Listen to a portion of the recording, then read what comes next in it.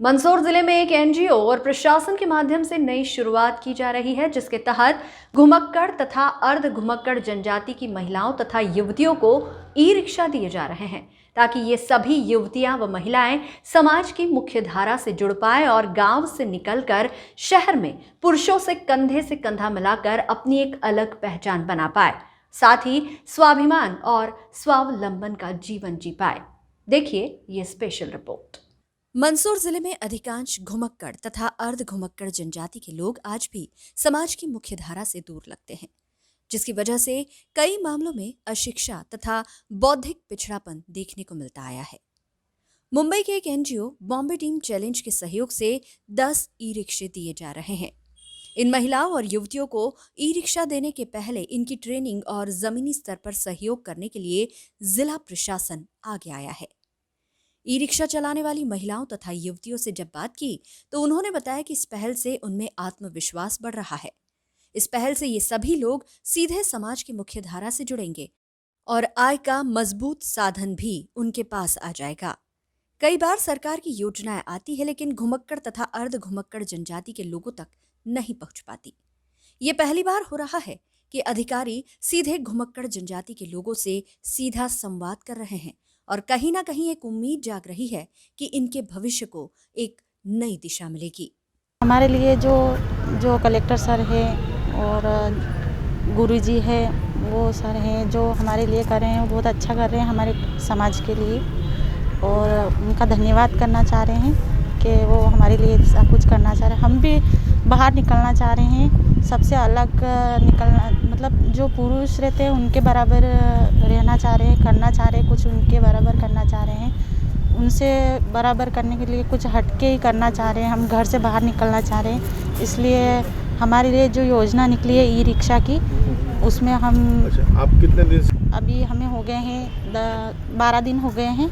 तो हमें बहुत अच्छा लग रहा है यहाँ सीखने में, और यहाँ 10 लड़कियों को मिलेगा, और मैं तो सिर्फ सीखने के लिए आ रही हूँ, और मुझे भी मिलेगा तो अच्छा ही रहेगा कि 10 लड़कियों के साथ में मुझे भी मिल जाएगा तो अच्छा ही रहेगा कि मैं भी आज रोजगार शुरू कर सकूँ। अधिकांश मामलों में प्रशासन सिर्फ विज्ञापनों तथा कागजों में ही इस बात का प्रचार करता दिखता है कि प्रशासन घुमक्कड़ तथा अर्ध घुमक्कड़ जनजाति के लिए कई योजनाएं लेकर आ रहा है। एक बड़े स्तर पर ऐसी योजनाएं लाई तो जाती है, लेकिन थोड़े ही समय बाद गायब भी हो जाती है। फिलहाल मंदसौर कलेक्टर तथा मुंबई के एनजीओ का ये कदम मजबूत लग रहा है और उम्मीद भी है कि आने वाले समय में मंदसौर की सड़कों पर घुमक्कड़ तथा अर्ध घुमक्कड़ जनजाति की महिलाएं पुरुषों के समान अपनी कार्यकुशलता का प्रदर्शन कर पाएंगी और समाज की मुख्य धारा से भी जुड़ पाएंगी। जी, यहाँ पे है ना, हम घुमक्कड़ अर्ध घुमक्कड़ समाज से बिलोंग करते हैं और हम बिल्कुल भी शहर से बिल्कुल भी जुड़े हुए नहीं हैं, और हमारे समाज में मतलब हम बहुत गरीब कंडीशन में आते हैं SC/ST में, और हमारे पास रोज़गार करने के लिए मतलब कोई भी साधन नहीं है। हमारा गांव भी एक ऐसी जगह पड़ता है जहाँ पे ना बस है, ना आने जाने का कुछ साधन है।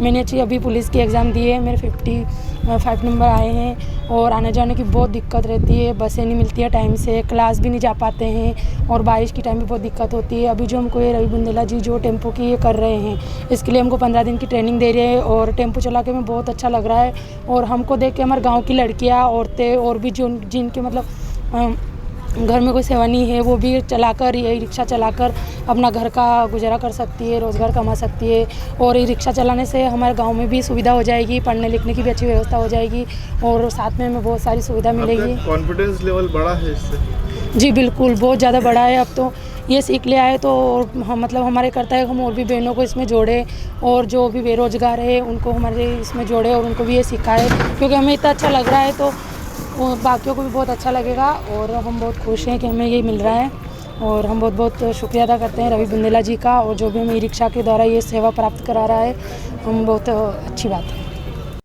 मंदसौर कलेक्टर गौतम सिंह का कहना है कि ये छोटा सा कदम है, लेकिन इसे बड़ा कदम भी मान सकते हैं, क्योंकि सामान्य तौर पर ट्रांसपोर्ट लाइन में पुरुषों का एकाधिकार है, और मंदसौर जिले में जो समाज के पिछड़े वर्ग से 10 बहनें आगे आई है जो पब्लिक ट्रांसपोर्ट से जुड़ रही हैं, ऐसे में यदि ये योजना सफल हो जाती है तो निश्चित तौर पर हम कल्पना करते हैं कि और भी महिलाएं अलग अलग क्षेत्रों में आगे आएंगी। इस तरह की शुरुआत जिले तथा प्रदेश के लिए गौरव की बात है। मुंबई की एक एनजीओ टीम मुंबई चैलेंज द्वारा ये रिक्शे दिए जा रहे हैं। इन महिलाओं का चयन इन्हीं के लिए काम करने वाली संस्थाओं द्वारा किया गया है।